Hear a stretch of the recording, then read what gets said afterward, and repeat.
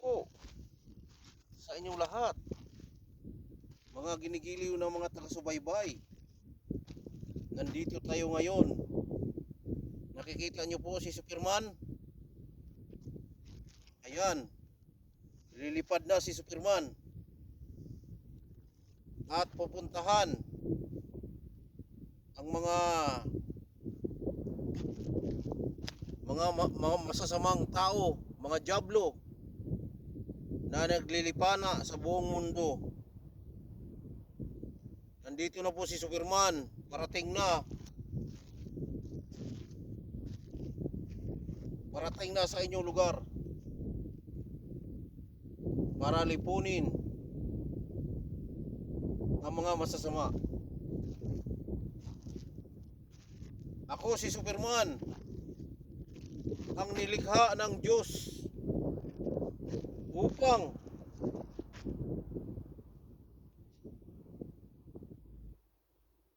sugpuin ang mga masasamang tao na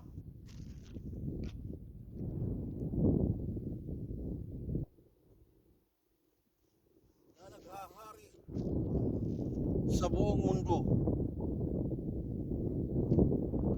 Dapat ang mga diablong yan ay hindi dapat magtuloy-tuloy ang kanilang gawain. Nandito na si Superman upang puntahan ang mga lugar na naghahari ang diablo. Dapat ang Panginoong Diyos po ang maghahari, hindi po ang diablo. Kaya akyatin natin yung bundok na yan. Yan, nakikita nyo pong bundok na yan. Akyatin natin yan at may dala po tayong alay. Sana nandyan ang ating gabay. Samahan tayo.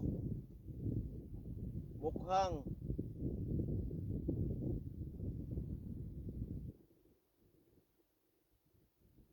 nagtataka na naman ngayon ang ating gabay. Bakit iba na naman ang ating suot-suot? Mga ka-idol, itong gagawin natin ito sa araw na ito ay aakyat po tayo sa kabundukan na yan at ihiling natin, magdasal po tayo, magdasal po ako na dapat huwag mag-away-away ang bawat bansa. Dapat magmahalan, magbigayan, mag-share ng kanilang mga pera. At pag tayo'y nagdasal, dapat iwasan natin ang magsalita ng masama. Iwasan natin mag-isip ng masama. Iwasan natin magsalita ng masama. Dahil hindi tayo pakikinggan ng Diyos. Pag tayo'y nagdasal at patuloy tayong nagsasalita ng masama, useless lang po ang ating mga dasal, mga ka-idol. Kaya shout out sa lahat ng mga nanonood. Shout out kay Bims Gus TV. Kami po, si Bims Gus TV, ang aking kasama dito. Nasugpuin ang mga diablo sa buong mundo. Kaya nandito si Superman. Dapat si Superman ang likhain ng Diyos para lumipad kung saan ang lugar na maraming diablo, kagaya lamang po sa bansang Pilipinas na aking sinilangan. Naghahari po ang mga diablo doon sa Pilipinas at pinapahirapan nila si Vice President Sara Duterte at yung mga matitino pang mga naglilingkod sa gobyerno ay pinapahirapan. Kahit walang kasalanan, nila lalagyan ng kasalanan. Bakit po nila ginawa yun? Dahil may diablo sa kanilang utak. at puso. Kailangan si Superman para tunawin at wasakin ang jablong yan. Kaya mag-umpisa na po tayo.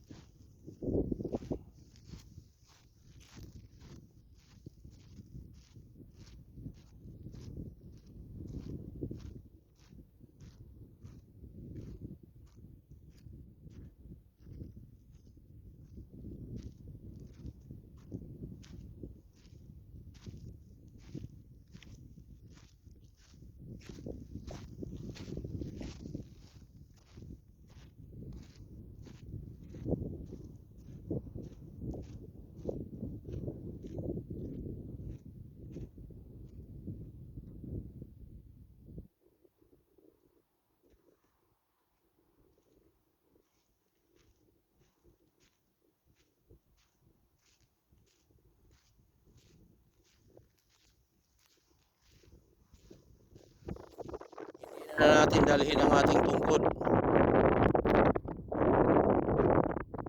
dahil mahirap po. May dala po tayong alay. Hawak ko po ang alay at ang kamera. Ako lang po mag-isa dito ang aakyat sa bundok na ito.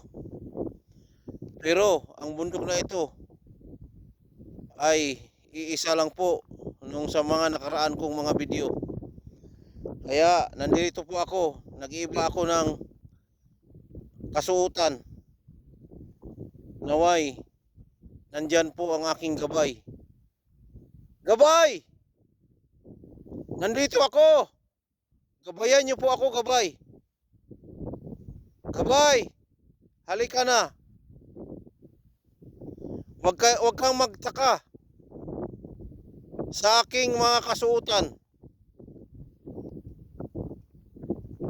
Dahil ito ang nilikha ng Diyos upang lumipad kung saan mga bansang nag-away-away at pigilin ni Superman. Akala po natin na sa telebisyon lang po natin mapanood ang Superman. Pero sa totoong buhay, maglikha po ng ang ating amang Diyos ng Superman upang liparin o puntahan ang mga bansang nag-away-away, kagaya lamang po sa bansang Pilipinas, sa Manila. Sigurado pag akyat natin dun sa taas, napakalakas ang hangin. Naway, pagpalain po tayo ng Ama na humupa ang hangin dun sa bundok na yan. Kaya ito na, let's go. Parang hindi tayo makasindi ng kandila sa bundok na yan dahil mahangin.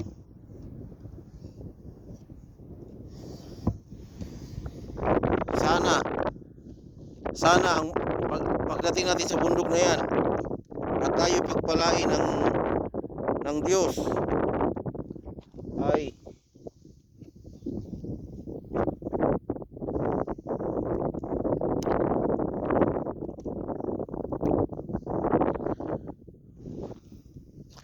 ayan po, mag-uumpisa na po tayong umakyat, mga ka-idol. Hawak-hawak po natin ang ating kamera. Dahan-dahan lang po. At dito tayo ulit mag-uumpisa sa lugar na ito. Sa lugar na ito, makikita natin ang bato na purmang submarine. At dito naman po sa kabila na yan, ang bato ay nagmumukhang isda, ulo ng isda. Submarine at napakalaking isda. Ayan po. At nandirito na po si Superman upang akyatin. Dapat lilipad po si Superman papunta dyan. Dahan-dahan lang po tayo.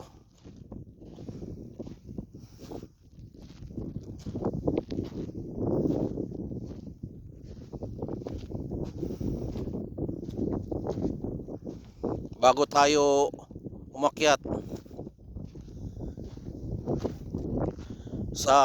bago tayo mag-umpisang umakyat sa bundok na yan, ay maglagay po ako ng prayer protection sa aking sarili, dahil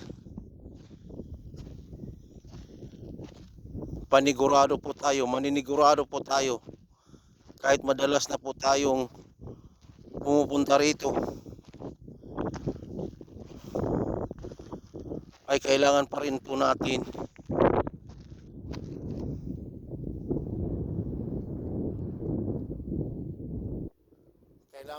ng proteksyon. Kahit madalas na po akong pumupunta rito, ilang beses na po ako pumunta rito, pang-8 na ngayon. Kaya tinatawag ko po na week 8. Sana panoorin nyo po ang week 1 hanggang week 8. Naka week 8 na ako ngayon, at kakaunti lang din ang nanonood sa aking mga ginagawang video.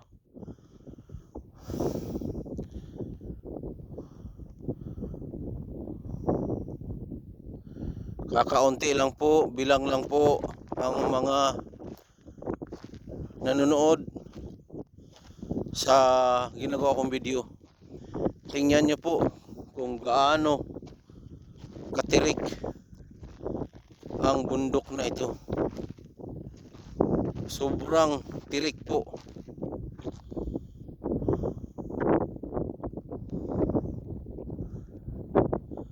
Napakatindi ang bundok na ito.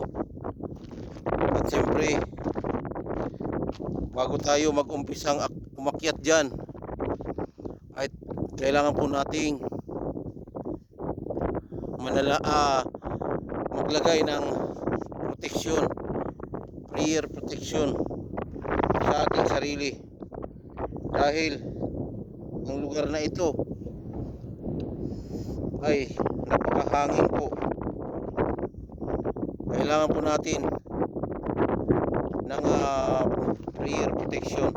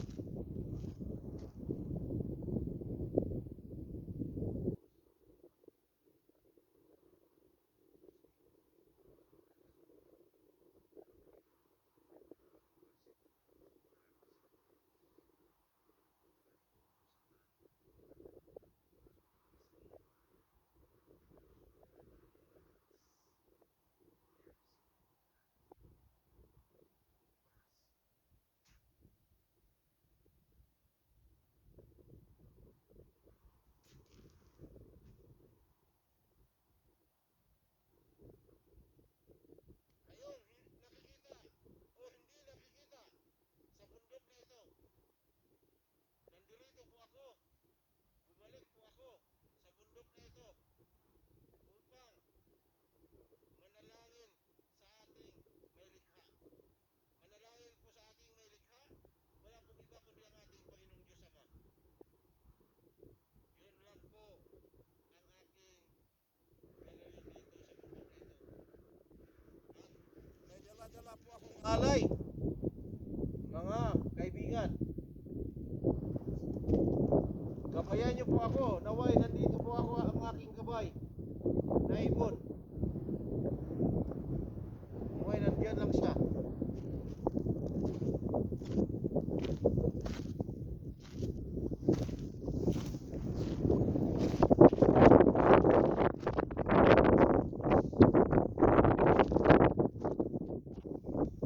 Ngayon tapos na po tayo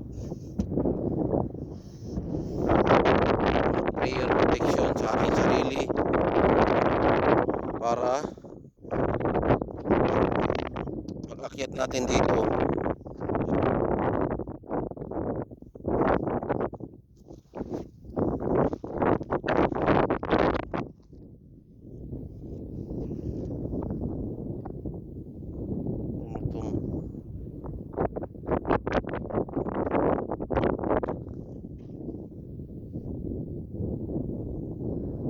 itong mga ito.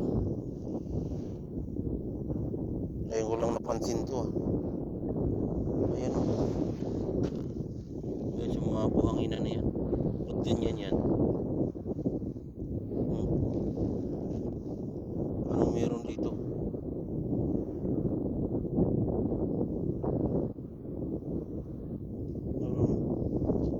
Anong meron dito mga ka-idol? Ayan.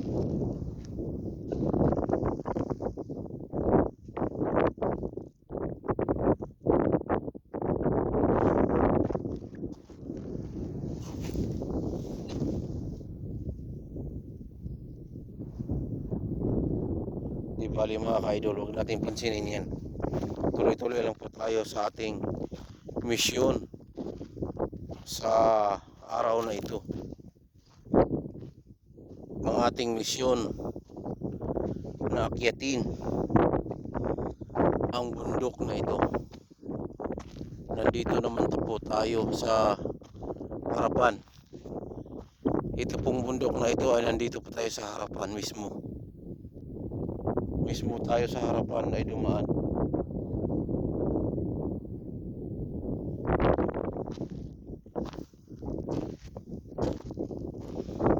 Dami talaga oh. Ba't ganyan? Oh. Ano ito? Parang ahas.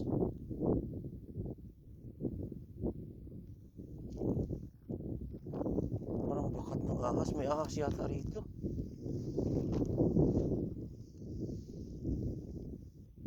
Ito pati dito.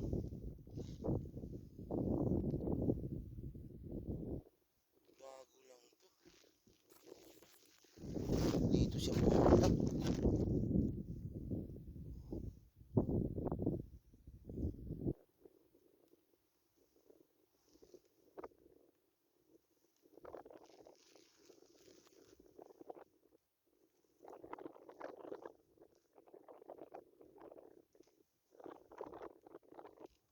Kinubutan ako dito.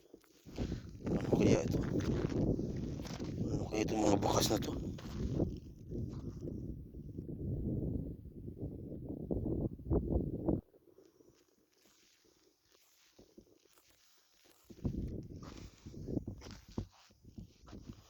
Pati dito, madami din.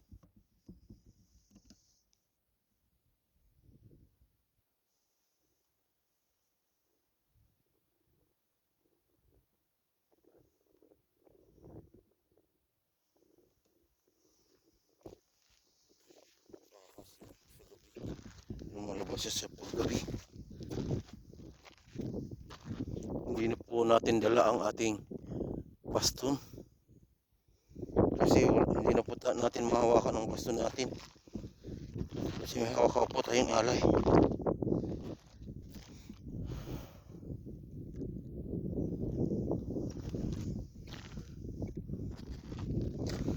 Dito yung ahas, oh.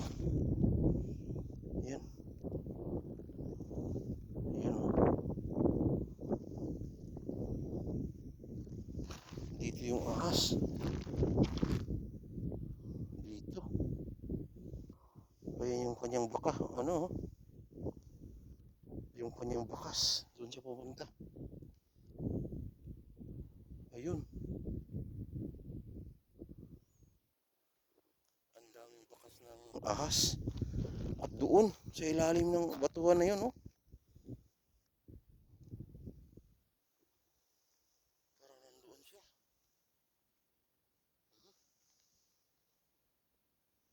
May narinig ako. Gabay, ikaw ba yan? Gabay!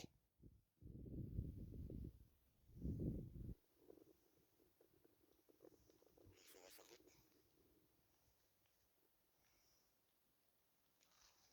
Ayun. Sigurado ahas yan. Bakas ng ahas. Ano siya? Talagang sa gabi siguro lumalabas siya. Naghahanap ng makain.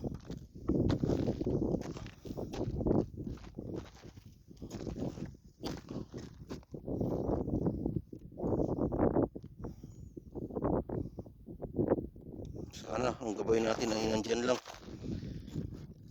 Kasi bago po tayo umakyat, hiniling ko na po sa Amang Diyos. Nandirito yung gabay ko. Samahan niya ako.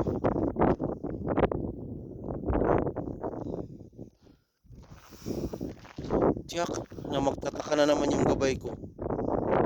Magtataka na naman siya sa aking kasuotan. Hindi naman siya ay imik. Hindi na naman siya ay imik sa aking kasuotan. Magtataka na naman siya. Magtataka na naman siya, mga ka-idol. Yung ating gabay dito.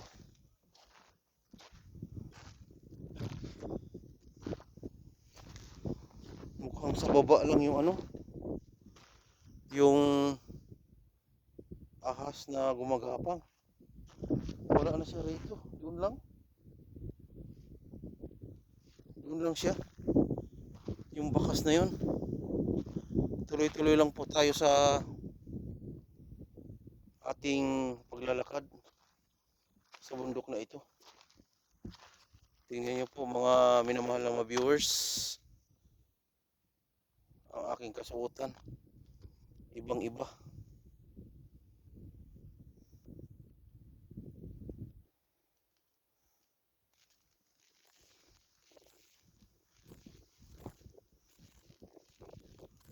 Yan po.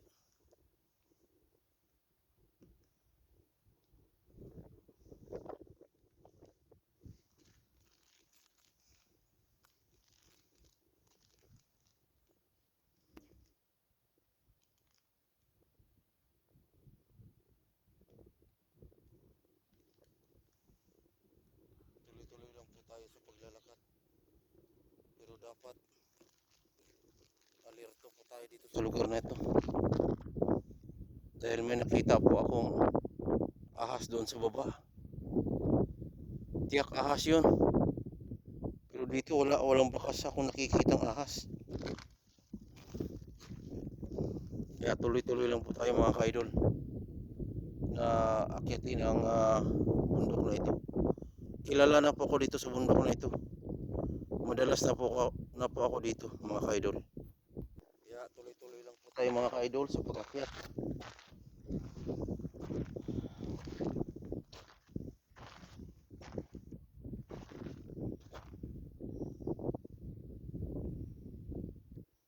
Akyat na dahan-dahan.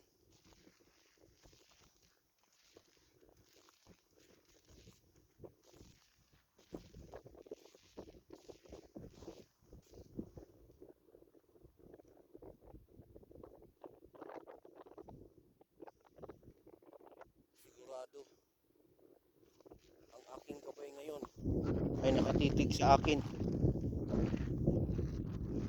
Siguro sabi niya, naku, iba Iba na naman ang suot nito. Sabi na, nagtataka na naman. Dati, nung umakyat ko dito, sa week 7, ay mahabang damit ang suot-suot ko. Damit na blue. Ngayon, suot na naman po natin ang uniforme ni Superman. Dahil ako po'y nangangarap na gawin ito sa isang ilikha ng Diyos na Superman.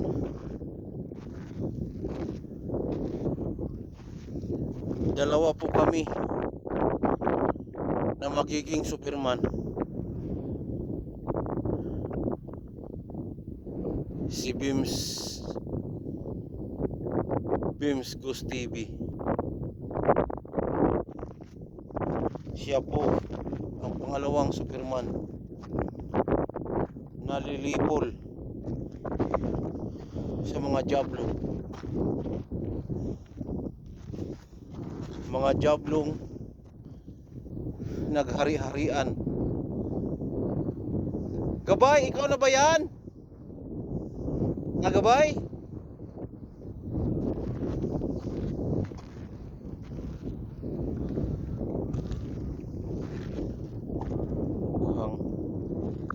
Mukhang hindi ako napapagod ngayon sa lakya. Mukhang binasbasan na tayo ng Panginoong Diyos.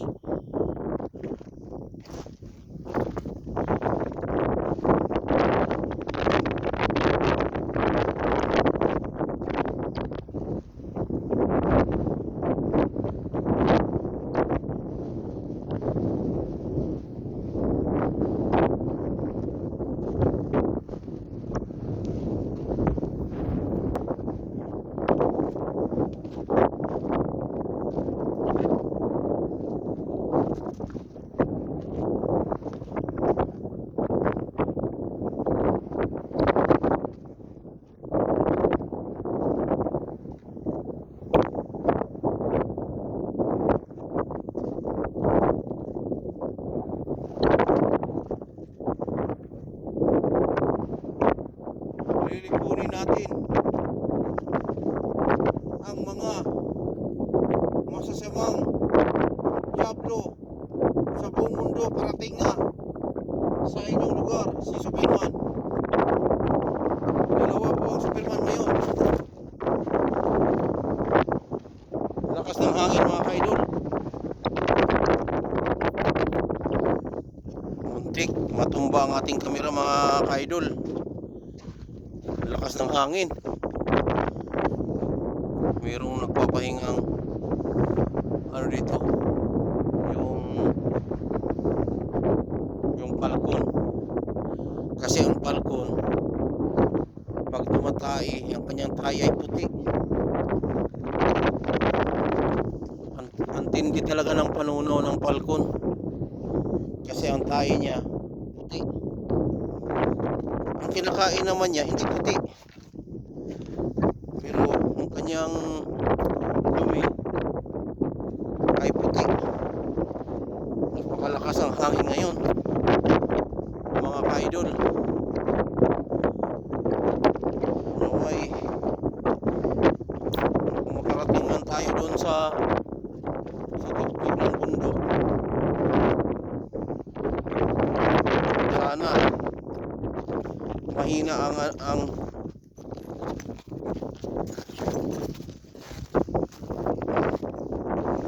sana mahina ang hangin ron. Sigurado pag nasa taas na ay malakas na yung hangin doon sa taas na eh. Tingnan nyo po ang inakyat ko na bundok. Mataas-taas na. At pag pagmasdan nyo po ang kapaligiran. Pagmasdan nyong mabuti mga ka-idol. Napakaganda po ang kapaligiran. Napakaganda po ang likha ng ating Panginoong Diyos. Napakaganda pong mabuhay sa mundong ibabaw. Kaya magdasal po tayong ng walang halong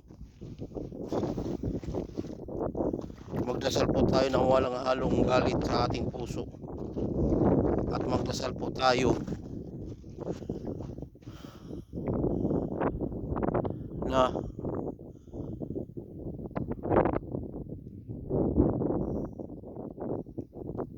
dapat mataimtim po ang ating dasal. Dapat po pag tayo magdasal mga ka-idol ay ilagay po natin sa ating puso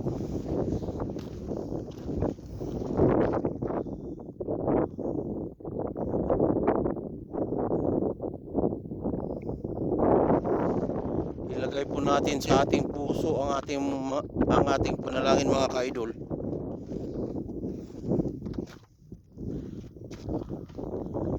Parang may naririnig ako nagsasalita rito.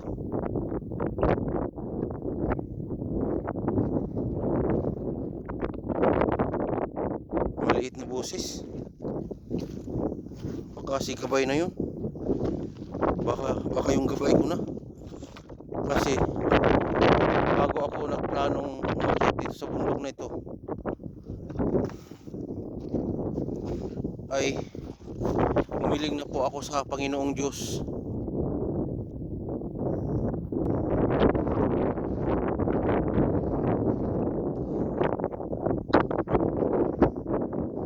Ayan po. Mayroon tayong napansin ditong kakaiba. May narinig ako, may nagsasalita rito.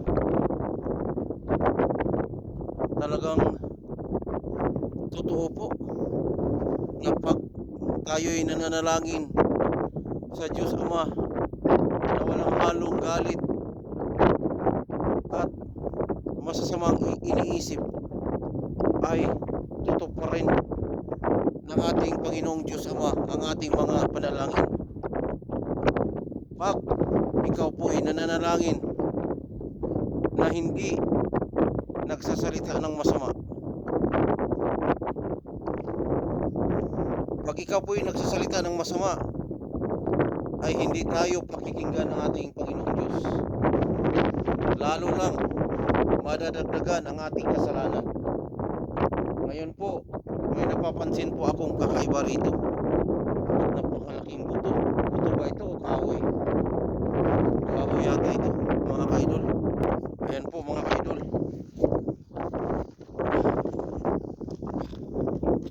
Anong tingin nyo dyan mga ka-idol? Kahoy o buto? Ayan. Buto ano?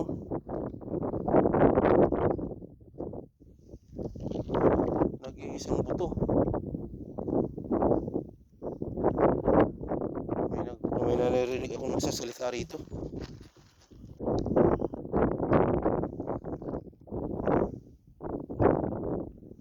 Atin pong isukbit ang ating pagpapakasin. Ang lakas na po ng hangin. Doon po natin iladlad sa taas ang ating pakpak para baka sakaling bigyan po tayo ng kapangyarihan ng Panginoong Diyos para lumipad. Alam niyo po,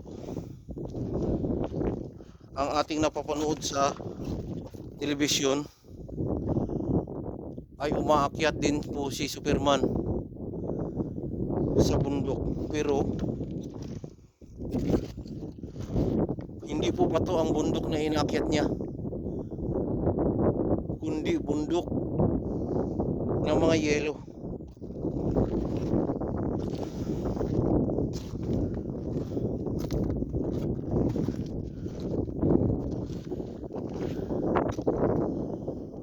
Napakahirap tong ginagawa ko, bro, mga ka-idol. Tingnan niyo po.